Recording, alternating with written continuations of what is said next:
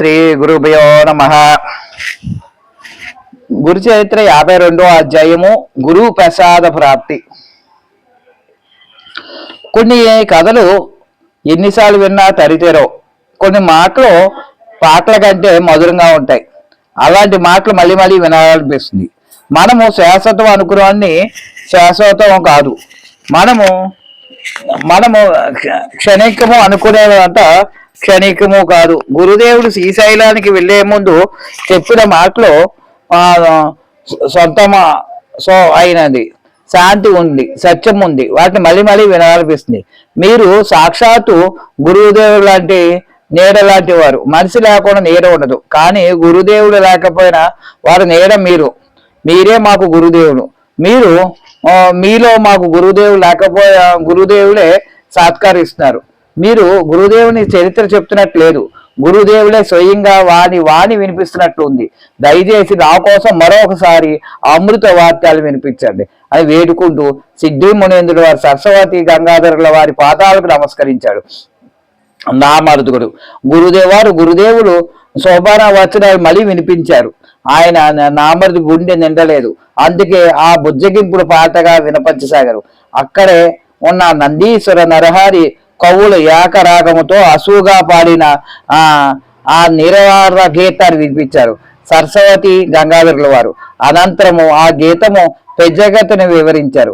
ఇద్దరు కవులు, ఇద్దరు సంగీత విద్వాంసులు, ఇద్దరు భక్తులు ఏకకాలములో ఏకరాగ తాళము తప్పకుండా, ఒకటంటే ఒక పదం కూడా తేడా రాకుండా పెద్ద గీతాన్ని అసువుగా గానం చేయటం అంతకు ముందు కానీ ఆ తర్వాత కానీ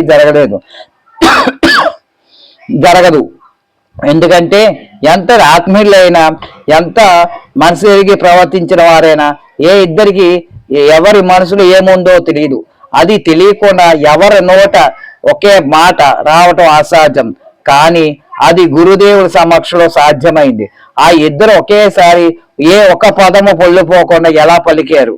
కేవలం భక్తుల వాళ్ళే. గురువు హృదయాన్ని ఇద్దరు ఒకేసారి ఆవిష్కరించడం వల్లే. అదే భక్తి, విద్యల విద్యుత్తి, సంస్కృతి సంప్రదాయాల జగత్తు. అదే గురుదేవుల వాసనపూరితమైన మహాత్ము.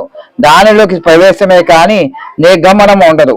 అందులో ఆనందము, బ్రహ్మానందము, పరమానందాలు కలగలిసి సచ్చిత్ ఆనందమే కానీ మరి ఇది ఉండదు. అందుకే శ్రీ శ్రీ నరసింహ సరస్వతి తీర్థుల వారు ఆనంద నిలయములు అంటారు. అంటూ ఉంటే రామరుడికి మైమరిచిపోయాడు. గురు సంకేతములో తనవి తీరా మునిగిపోయాడు.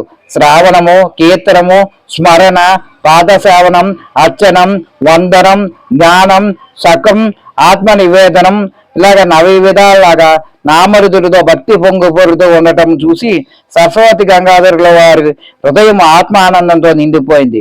గురుదేవుల సేవించుకుంటున్నప్పుడు తమకు కలిగిన అనుభూతి అదే.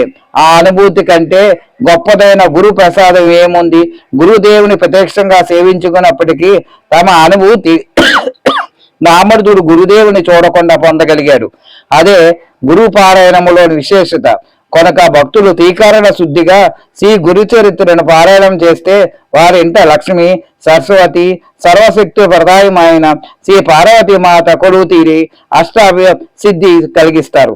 52వ అధ్యాయం సంపూర్ణం. జయ గురుదేవ దత్త.